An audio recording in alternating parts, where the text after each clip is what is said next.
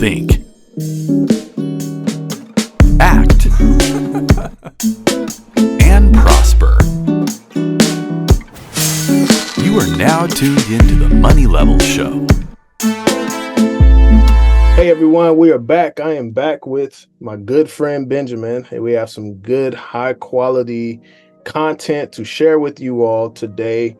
And Ben, I know we've had conversations offline, but then we just started jumping in doing interviews, and so I felt like I didn't do a proper introduction of who you are and get to know more of your background. And so I wanted to start a little bit with that before we jump into stock valuations and some other things that we're going to talk about today. But how are you doing today?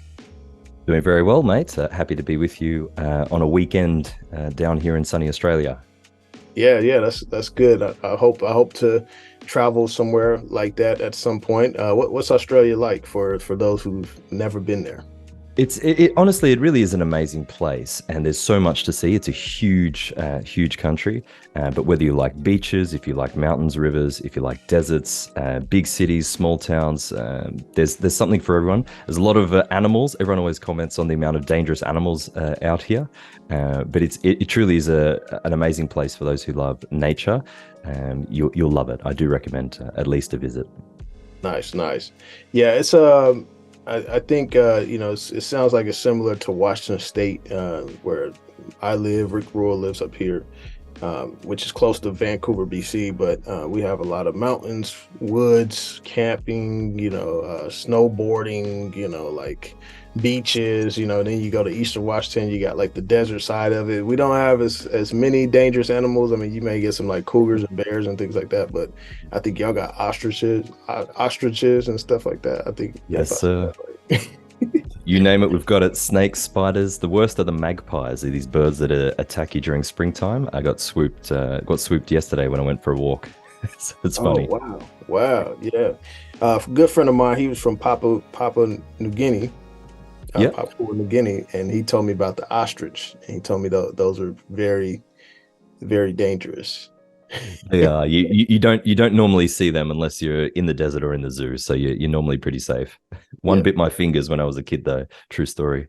Hey, that's cool. That's cool. So how did you get into the whole stock valuation stuff? I mean, you're pretty young. I'm 35. I believe you're 32. So how did you get into this space? Like, what drew you to it? And I mean, because your content on your channel is very in depth. I mean, you're doing stock valuations.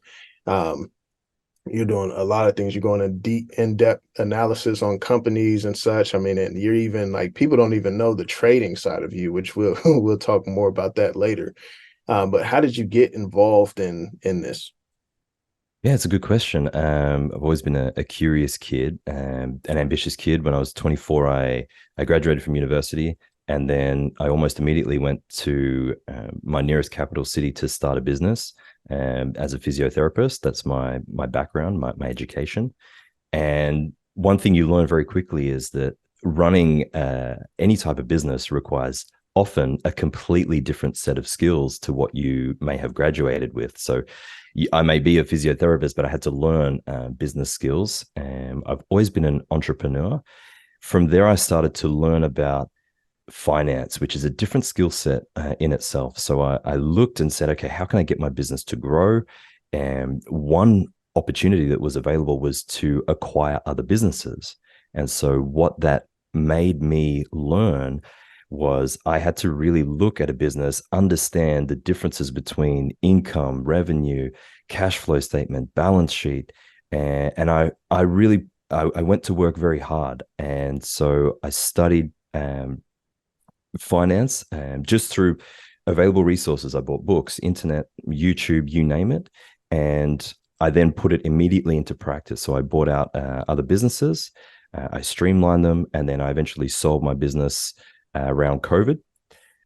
So then I had nothing to do for a while because we were all locked away down here. And I went, it was a question of what I was going to do next in my life. So I had these plans, COVID ruined them all. And so I looked and I said, well, why am I going to look out and go through all the hard work of buying local retail businesses at 2 or 3 times cash flow, when at the moment, due to the market, I could buy publicly traded businesses with similar multiples. And so I thought to myself, if if I spend some time here and I get into this, I think the same skill set played on a much bigger scale could bring me greater rewards at the end of the day. And so that's a brief background into my entry into capital markets and finance. Hello everyone, sorry for the break in action, but I want to tell you about the link in my description below. This is to the New Orleans Investment Conference. This conference has been around for years and have brought many people out, such as Milton Friedman, Gerald Ford, Alan Greenspan, and Margaret Thatcher. This conference is put on by Brian Lundeen and his team. Brian is the CEO of Gold Newsletter. This year, they're going to have speakers such as Jim Rickards, George Gammon, Peter Schiff, Rick Rule, Danielle DiMartino Booth, Lynn Alden, and many others. Now, I encourage you to click the link in the description below. You can choose to attend the live event, which I will likely be at, as well as the event that is live streamed. You can support the channel by using my link below, so I encourage you to check that out. Now, let's get back to the interview. That's good, man. I mean, obviously you had some experience, from selling businesses, acquiring businesses and such, and then like having to learn like, okay, the balance sheets and the income statements, is it cash flowing, all of those different things. But then when the pandemic hit, that's very similar to my story. And I mean, obviously this show isn't about me, but I did get involved into macro, after when the pandemic started. And so that's what drove me down this long rabbit holes of like all these macro topics and stuff. And then now I'm just now tapping into the micro more. Like I've always dipped my toe into the water with micro, but now it's like, okay, I know that this is where the money is made. And so and you focus very heavily on micro.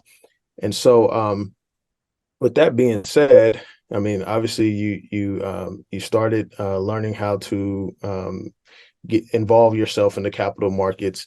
What has kept you sane? What has kept you afloat? What has kept you? Because many people, when we had that much injection of M2 money supply and and money into the system, like anyone could throw a dart anywhere and just and hit a bullseye, right? And so, and you're obviously still here, and a lot of people have gotten wiped out since then. I mean, especially last year, and some people who were trading and doing all of these things aren't you don't even see them as much anymore. So like what has kept you afloat? What are some principles that kept you grounded during that time? Yeah, that is a really, really good question. And we'll get into it today in terms of valuation. And honestly, if I had to put it into a word, it would be valuation, making sure I'm not just buying things for the sake of it. I'm not just going with the crowd because everyone's buying crypto or momentum stocks or this, that, and the other. At the end of the day, fundamentals are fundamentals. And understanding something that you and I have talked about a lot, what am I paying versus what am I getting? And that's valuation, the price versus the value. And it's funny, it can be a really instinctual game when you feel like you're missing out because other people are bidding up all these tech stocks, and yet you have to be the independent guy in the room saying, well, hang on a minute, like I'm paying what, 30, 40 times earnings? That doesn't make any sense when I can buy this needed commodity business, for example, that's trading at 1 or 2 times its free cash flow, and it's giving back 30 to 40% of that to me as a dividend, as an example. So if I had to put it down to one thing, and I've made many mistakes, don't get me wrong, I've had my losses like anyone else, it would be sticking to the fundamentals of valuation. It may be a little boring at times, but don't worry, there are ways you can spice it up. But valuation, in a word, is what's kept me in the game still. Yeah, because what I've heard from a lot of the great minds in this space is it's not about how much you win, it's about how much you don't lose. And I've heard that multiple times where like, if you can avoid getting wiped out and Yeah. then you're good, right? Because then you could be in a position to deploy capital and and be able to buy things pennies on a dollar. So that's important. So you mentioned a important concept, which is the price earnings. You mentioned times earnings. So could you explain that a little bit for the audience, just so that they can understand what does that mean? Certainly. And so if we're talking, this is a very common metric that you'll see published anywhere, Wall Street Journal, Yahoo Finance, Google Finance, you'll be able to see it. It's very easy to get a hold of. Price over earnings. So earnings, without getting too technical, is an accounting measure for how much a company earns. Now, it's not the best metric to use, but we'll talk about that another time.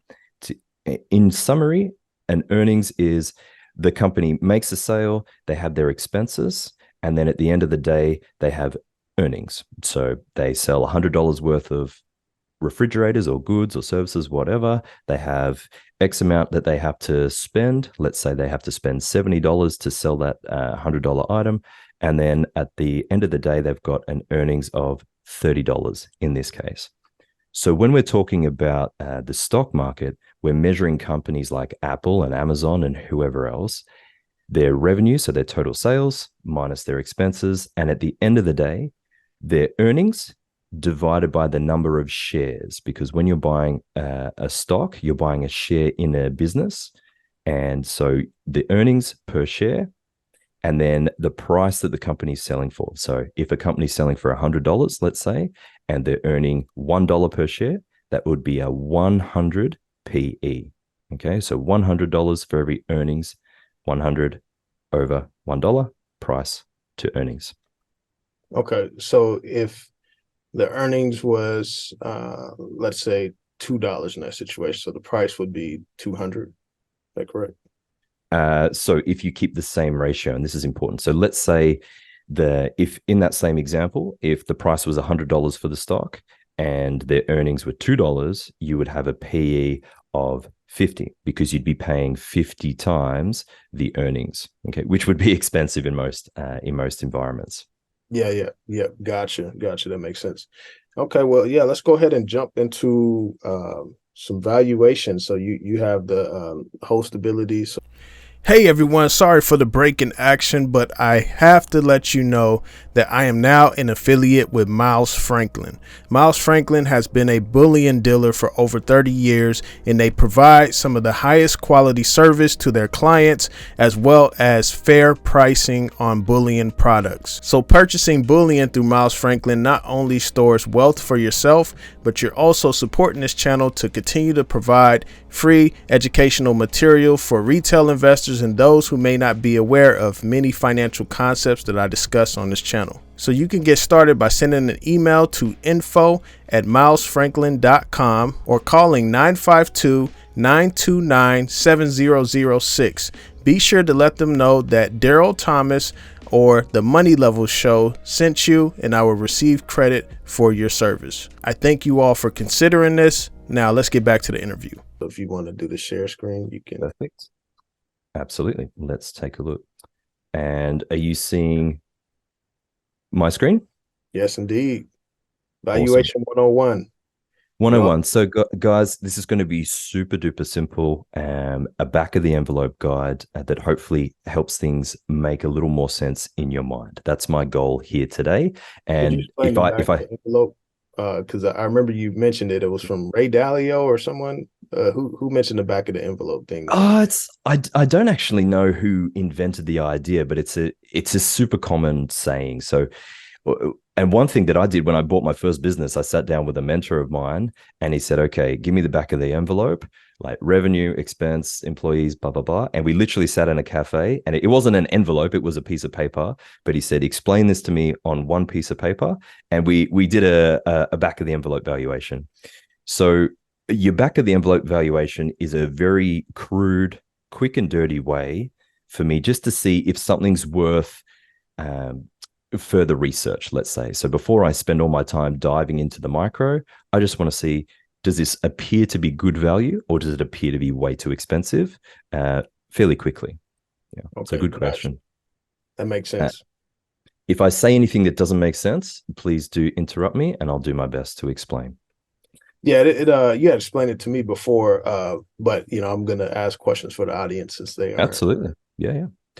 So valuation, what the hell does that mean? Well, it's always important to think about what are we actually trying to achieve. So we're trying to achieve, or I'm trying to achieve a return on investment. That's why my channel is called the ROI channel, the ROI podcast, return on investment. Now, the only way I can reliably and confidently do that over time is if I know the difference between the price and the value. So valuation is the process of figuring out what something is worth. Now, you might have heard that, oh, something's only worth whatever the next person's willing to pay. I don't know if you've ever heard that. Yes, Now, yeah. I disagree with that. I think that's wrong. And I can prove that to you right now. Let's say I've got $100 bill here and I'm trying to sell it to whoever. So I've got $100 and I ask three people. The highest bid I get for that $100 is $50. Well, hang on a minute. Does that mean that the $100 is now only worth 50 because that's all that someone was willing to pay? I don't think so. We know that that's got $100 worth of purchasing power. Now, that sounds like a silly example, but you will be amazed once you start to see things through this valuation lens. You will see businesses trading at silly multiples, both way too expensive or way too cheap. And what I'm trying to do is what Warren Buffett and Charlie Munger and Peter Lynch have done. I'm trying to buy $100 bills for $50 or $60. Mm-hmm. Gotcha. And so when people say that, sometimes they're referring to like say like crypto tokens, like let's say Shiba Inu or something, right? You know what I'm saying? like like how do you value something of that nature? You know what I mean? Like not saying we have to get into that now, but there's certain, it seems like there's certain financial instruments that are where it'd be hard to value. And so it seems Absolutely. like it's just whatever the next person's willing to pay, right? Okay, so in that case, it's a speculation. I would call it a speculation. I personally can only value something with an intrinsic value, either its asset value or its streams of cash. A certain token in that case really is only it's a collectible item in my opinion, and this is just my opinion. So I have no idea how to value it. It doesn't produce me any cash. I can't necessarily use it as legal tender. So I have no idea. It's a pure speculation. It's like I don't know, a bottle of wine, a rare vintage. I could barter with it, but then it gets really messy, and I don't know how to value it. The bottle of wine doesn't produce me streams of cash year on year. So yeah, I don't know. Gotcha. Makes total sense. So valuation, the process I'll walk through today is determining an intrinsic value of an asset. And that's the key. We're trying to work out the intrinsic value. And what will that mean? Well, it will either be the amount of cash that it gives back to me over a lifetime of its investment, or it might be something that's selling for less than the sum of its parts. So that would be a discounted cash flow versus an asset value. So in the second one's a little bit harder. Imagine a building that is selling for 100,000, but the cost to build that building today from scratch might be 200,000. So the building might not be bringing me in any rent, but in that case, we would use an asset value. So we're going to talk about that. One thing that's important to understand, there are scientific aspects to the valuation process, the arithmetic, the actuarial science. But at the end of the day, it is definitely an art, because if we're going to go into the future, we're making our best projections, our best guesses as to the amount of earnings that a company can generate. Okay, so price versus value. Price is what you pay. Value is what you get. So in my $100 bill example, the price, people were only willing to pay me $50 at that auction. But of course, that's not the value, because I could take that $100 bill and go and spend it and receive $100 worth of goods, all else being equal. So a stock might be selling for, I'll use an example, Vital Energy that we've spoken about. It's not a recommendation, it's not advice, but it's one that I own, and it's selling for just under $60. And I look at the cost to replenish or to replace that business. I look at the cash it generates, and it's, in my opinion only, it's worth more than $100. So the value from my opinion is over $100. The market is giving me the chance to buy it at $60. Okay. So price and value are not the same thing. That's one thing. If people watching this at home could understand that, they'd be doing very, very well. Alrighty. Now we'll talk about 3 common ways to value a business or an asset. Okay. So we've got our comparable company analysis, a relative valuation. That's all it is. We've got a discounted cash flow analysis, and we've got an asset-based valuation. So I'll go through and talk about those. Relative valuation. Asset-based valuation is, I think I know what that is. I think we did that with, you did that with uranium royalty. No, a comparative value for the net asset value of the net asset value. We did, absolutely. Okay, gotcha. Yeah, I was going to see if that was the same thing or not. Mm-hmm. Yeah. And that's a good, actually, that's a perfect question, because it'll segue into relative valuation. So Uranium Royalty is the only royalty company in the space. So automatically, if I'm trying to figure out how I'm going to value it, I can't use a relative valuation because it doesn't have any other peers. So relative is just comparing companies that are very similar across a given sector. And so some clues you might use to start would be the industry or the sector, geography, and their size. So there's no point comparing a small cap oil and gas stock to Apple or Amazon or a mega cap tech stock. That doesn't make any sense. They're completely different companies. So let's say I want to compare USA oil companies that are fully integrated, so they have refining capacity, over $1 billion in market cap. So there are many different screeners you can use. We can drop a couple of examples in the description. This is one that I use. It's called Ticker Terminal. It's a premium tool because I use it, I live on the thing. But you can use a free tool like FinViz, and you can search via, and I will show the viewers this right now. You can plug in your own criteria, okay? And you'll be able to search through. So if I'm looking for a mega cap stock with a price to earnings less than 10, price to free cash flow, you can put in your own measures in here.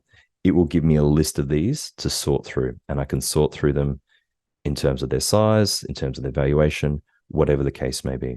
So really, I'll leave. How would you define mega cap, mid cap, small cap? Now that's a good question. Small caps now technically are less than 1 billion in market capitalization. Mega caps, I believe, are over 100 million, but that could be completely wrong. Okay, so I don't. I focus in the small cap space. I would have to do a Google search to get the current definitions, because they do change. But I know that small caps are considered less than 1 billion in size of the total market cap. Yeah, and so you all, like, if you're not aware of like what the market cap is, it's pretty much the value of all the whole company. So the value of all the shares. So if you take the market cap and divide it by the number of shares, you get the price of the stock. That's right. 100%. All right, cool. And so, the small caps move a lot faster than large caps. So, if you get something that's a small cap stock, you can see these companies going multiple X versus like, we had the discussion about, Vital Energy versus an Exxon. I mean, an Exxon is a large cap stock. Yep. And it's not going to move with the same velocity or quickness as a Vital Energy. Absolutely. Well, man, we're on the same page today. So another example using the criteria that I put in before, if I'm looking for a US large cap oil producer, I plug that into my screener, whichever one you want to use. And we've got Exxon, which you mentioned, Chevron, and ConocoPhillips. Okay. And so what this does is I just look at the valuations one versus the next. So who has the highest PE would be the most expensive if I use that criteria. And we'll just stick with that for today. So purely using this, the cheapest stock on a price to earnings basis appears to be Chevron. And that's just based on this example. Okay. Obviously, you can use different metrics like EV to EBITDA and market cap to free cash flow. We might talk about that in another day. But the point of this is just for me to get an idea. Maybe you, Daryl, are looking at a certain macro play and you think that energy is where you want to be for various macro factors. And this allows you to kind of filter down into a given sector. So you say, energy, I like, oil, I like the most. I'm looking for large cap stocks. Let me just see who's trading at discounts or who's trading expensively compared to its peers. All right. Any questions on relative valuation before I move on to the big one? I was thinking, so on the last slide, so you can see that Chevron is more expensive than Exxon or ConocoPhillips. I was wondering, is that because they have less amount of shares issued than Exxon or ConocoPhillips? Now it depends on which metric you're looking at. So if you look at PE, Chevron here is actually cheaper because it's a lower PE. There can be various factors, and the share count that you mentioned is one of them. So if you're looking at market cap, yes, Chevron has a lower market cap than Exxon. It really depends. So that might be because they're retiring shares. They might be entering a buyback program. At this stage, we don't know. There's no way for us to tell why that is. All I'm looking at methods of profitability. So how much the market's paying for $1 of earnings for Exxon at the moment is 13 times. And if you follow my cursor, how much the market's paying for Chevron at the time of recording at least is 12 times. So you're paying more for every dollar in Exxon than you are for Chevron. Now that doesn't tell you everything. That there might be very good reasons why some people want to buy Exxon and they're willing to pay more than Chevron. It's just a starting point. So if Exxon's growing a hell of a lot faster, that premium of price to earnings might be justified. This is just to get a quick summary as to how one company is trading versus the other. Yeah, let me clarify that a little bit. Sure. Which I appreciate you addressing that. So what I'm clarifying is that so you see the Chevron, it's cheaper based on the price to earnings ratio, but it's more expensive in price. And so I was thinking Yes. that because the market cap is lower than Exxon, they probably have a less amount of shares issued than Exxon Correct. has. That gives it a higher price on it. Absolutely. No, you are 100% correct, and I misunderstood. So and this is a great point because it shows the difference between price and value. So if you look at the price, the market quote for Chevron is $164.30. The market quote for Exxon is $113.52. So you might be forgiven if you're a newbie to say, well, hang on, Exxon appears cheaper than Chevron. But if you look at what you're getting versus what you pay, for every dollar of earnings, you're actually paying less in Chevron. You're only paying 12 times the earnings versus what you're paying in Exxon, where you're paying 13 times the earnings. That's good. Proceed. Okay. So this is something you will hear about a lot. It's at the heart of basically every valuation model in finance, and it's the DCF, okay? So discounted cash flow. What we're doing is we're looking at the future cash that a business or an asset can produce, okay? How much this investment will give back to me every year into the future. So if I hold it for 10 years, I get a profit every year. I add up all of these profits and then I have to discount it. This is where the discount comes in, all those cash flows into today's value. And the reason is $100 next year is not worth as much as $100 today. And $100 in 10 years' time is worth a lot less than $100 next year or today. So this is where we need to apply a discount rate so we can work out what that money in the future is worth in today's purchasing power, okay? And in finance, that's called the present value. So you talk a lot about inflation. Well, that's the losing of your purchasing power over time. So if I'm going to make X amount of money, $1 million in 10 years, that's not the same as $1 million today. So I need to adjust for that. And the way that I do that is by using a discount rate. Any questions on that before I break down this example?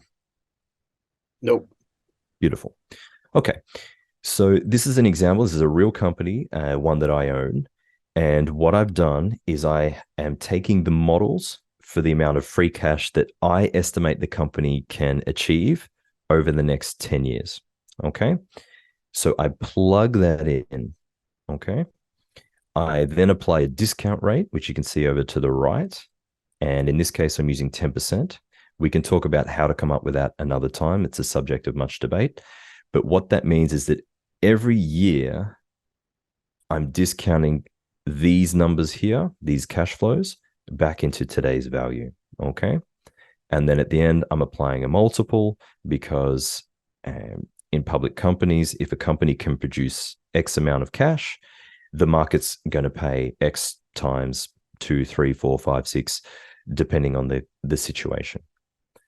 So at the end of the day, I break this down. And remember, we're only using estimates because this is into the future. I do my research, I do my due diligence, I look at what the analysts estimate, and I come up with a base case. Then I come up with a bull case, meaning what if the company does a little better than expected? And then I do a bear case, meaning what if the company doesn't do as well as I expect? Mm-hmm. And down the bottom, I apply a probability. Okay, that's very subjective. And I come up with a total valuation. So in this case, if I really cut to the chase, the model is telling me all these future cash flows divided by the shares on issue, in this case, 74 million, suggests that the company's worth $37.64 today. And I was able to buy this company for an average price of around $26, and I believed it was a good deal. Okay. Gotcha. Quick question. So when you're forecasting out, multiple years, I mean, you're going out a decade, and I imagine that at some point you have to go back and reanalyze, your initial, valuation, because companies change. They may, go through hard times. They may acquire other companies or spend money recklessly or whatever it may be, which can change the valuation of the company. So how often do you go back and check valuations? It's a great question. It does depend on the company. I have a smaller, like a 3 to 5 year model that I also use. In this case, this is a big company with a lot of infrastructure. Yes, they will have their fluctuations, but it's in a trend that I expect to continue for at least 10 years, if not many, many more. I would say every quarter, if it's a company, I really focus every quarter when they come out with their earnings, I will look at their presentation, I'll read the transcript, and I will make any adjustments accordingly. Once I've done the hard work in terms of really understanding the company and putting together a model like this, the quarterly tweaks, they're not too bad. I just have to change my assumptions a little bit if they're off what I originally thought. Yeah. Gotcha. And just for those watching out there, this stuff takes time, right? I mean, Rick talks about all the time, like, hey, if you can't spend at least an hour with each company you own, then you probably shouldn't own it. And he talks about that on a monthly basis. And so this stuff takes time to know, because when you're buying a share of the company, you're becoming an owner of the company, and you want to own things that are going to go up in value, or things that you project is going to go up in value, or that are solid businesses that are going to produce cash flow or whatnot. And so unless it's like a speculation, but this is an investment. Absolutely. Very well said. You want to think of this as a business, and you want to decide, do I want to own part of this business or do I not? And if I might draw your attention to this graphic over here, the little man with the investment sign, this, I really try and burn this into my memory, because this is what we're trying to do. We've got a reward on one side and we've got to cross the risk line. So what I'm trying to figure out is this an easy easy win? Is there a lot of money just over the risk line? So very small risk. Or do I have to go way out the risk line to collect a little bit of money? That doesn't make sense. So I'm trying to make it as easy as possible. I'm trying to just lean over and pick up the dollars on the other side of the risk line, essentially. Okay. So now we'll talk about asset valuation. This is one that featured in our video on uranium royalty. So uranium royalty doesn't produce any cash flows, so I can't use a discounted cash flow. It doesn't make any sense. But what I can do is look at what uranium royalty owns. So they own hard assets like uranium, and figure out what that would be worth in a bull market and proceed accordingly. So I encourage viewers to watch that video. This is a real life example of an asset valuation that I did in a company I bought into sort of mid to late 2021. The company is Transocean, and they own a lot of offshore drill rigs. Okay. And I'm not recommending it. Okay. This is just a case study. This company does not still produce any free cash flow. It didn't produce any free cash. In fact, they were losing a hell of a lot of cash, and they were in a lot of debt. So why the hell did I buy it? Well, I looked at what the company owned in terms of the value of its drill ships. I was I had extremely high conviction that we were going to need a lot more oil, and a lot of that oil was going to come from offshore. So eventually the rigs that this company owned were going to be completely booked out to companies like Petrobras, for instance, and what they could charge per day for these rigs would reach over $500 million a day. So $500,000 day rates, which would be like 4 or 5 times where they were in 2021. So how do I balance the risk? Because there was and still is a very real risk that this company would go bankrupt. I come up with the valuation of their particular assets, okay? The tangible book value. This is a very conservative figure. What it's saying is everything the company owns, all the ships, all its property, etc., divided by or minus everything that it owes. So everything that you own minus everything that you owe gives you a book value. And this book value was, call it $18. Now, the company at the time was trading at $3.70 or thereabouts. And so I said to myself, well, hang on a minute. If the company goes bankrupt, they will likely enter agreements that will value their assets at 30 cents on the dollar. So instead of using the full value, what if it went bankrupt? Could I still make money? And I decided the answer was yes, because even if I were to discount their assets and only value them at 30 cents on the dollar, that would be worth around $6 a share. So nearly a double from where the stock was trading. So I bought the stock. I bought a lot of options on the stock. Again, I'm not recommending it, but so far things have turned out very nicely because the company's trading over $8. I think the company's going to go a lot higher, but that's just a personal opinion. Any questions on that one? No, that's good. I did want to point out, you mentioned for companies that don't produce free cash flow but have hidden value. So you mentioned like with this particular company, I mean, you're looking at the assets, which is the Correct. rigs, the drilling rigs, and all all of these things that they got that is worth money. The same thing when we looked at uranium royalty, like the physical uranium that they have on hand, that's worth money.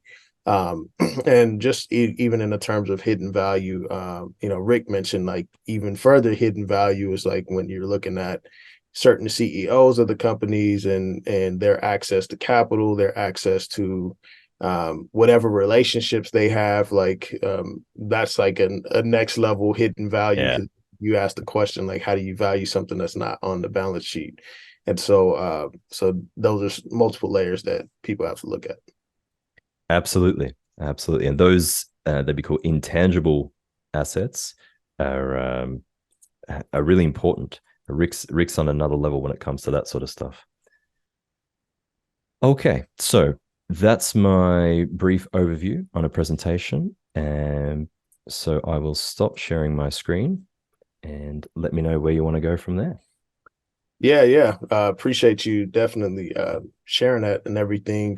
I think that this is a good introduction, especially to the audience who may hear companies. I mean, we talked about some companies yesterday with Josh. We talked about companies with Rick. But I think one of the biggest things is that is educating ourselves. So where we're not depending on someone else's research, even though it's good to be like, okay, yeah, Rick's parking this money here.